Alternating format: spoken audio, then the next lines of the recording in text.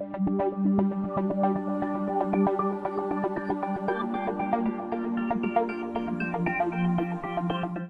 and welcome back to module number 9. If you remember, module number 9 focuses on internal punctuation and end marks.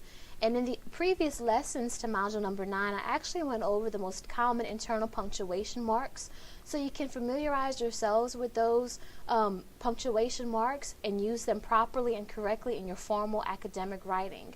Now, this particular lesson in module number 9 focuses on end marks instead of internal punctuation.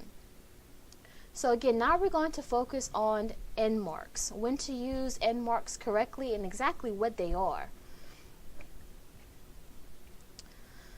So let's look at the end marks.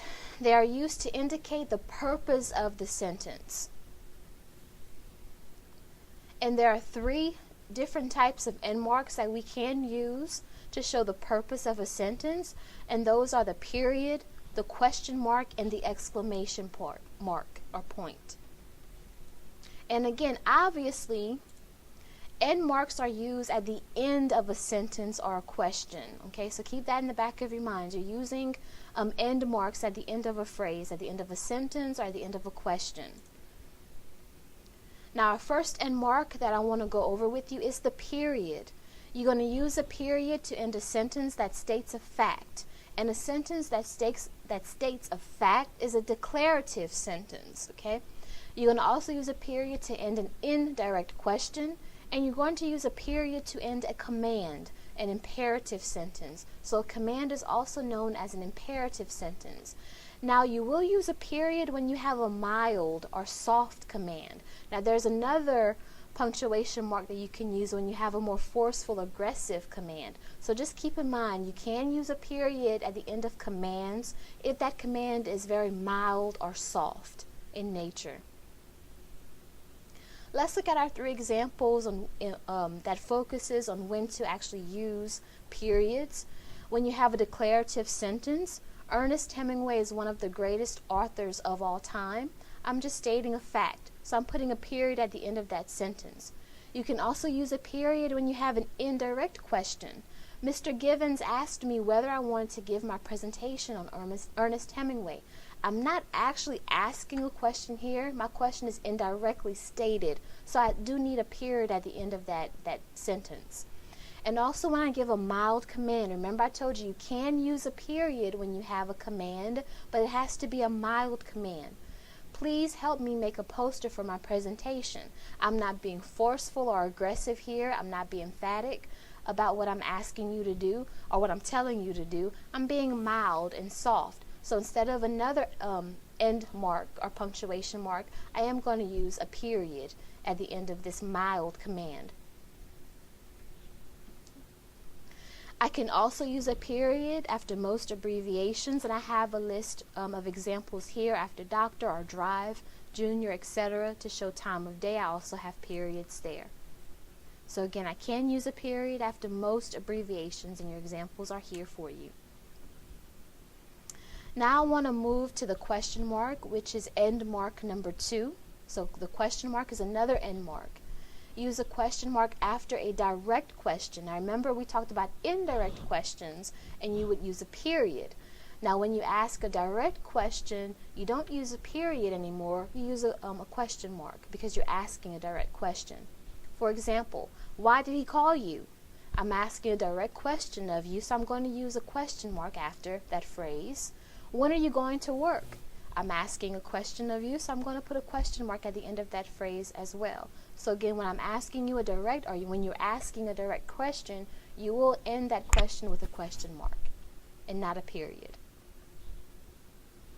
I can also use a question mark to indicate uncertainty about the accuracy of a word, a phrase, or a date. So when I'm not really sure about the accuracy of something, whether that's a word, a phrase, or a date, I'm going to use a question mark because that shows I'm not quite sure about that. Let's look at my example.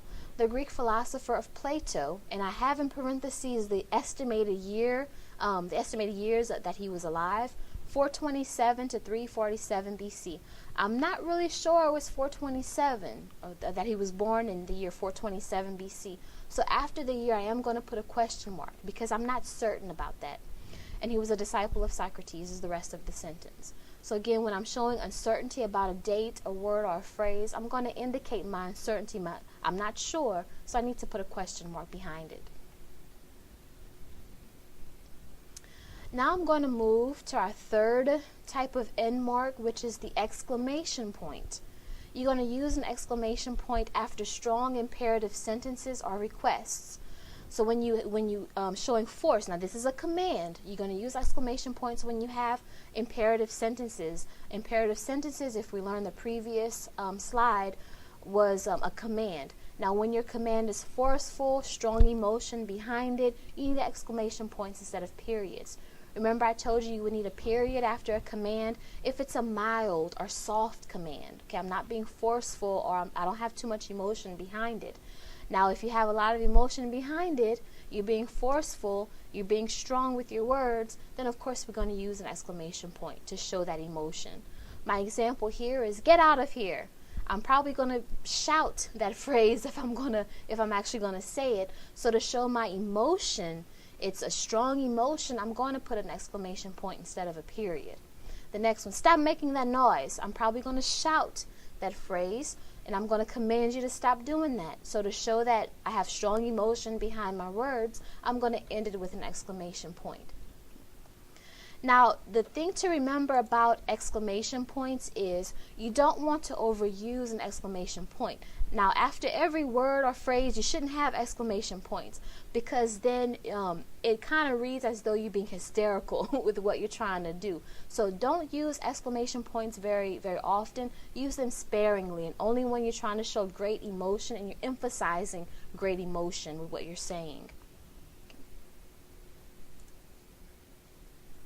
You can also use an exclamation point after an emphatic interjection or statement showing strong emotion, just what I mentioned before. Call 911. I'm being strong in my emotion there. I'm almost at a panic. I want to emphasize that something's going wrong and I need someone to call 911. So of course I'm going to have an exclamation point to show that strong emotion.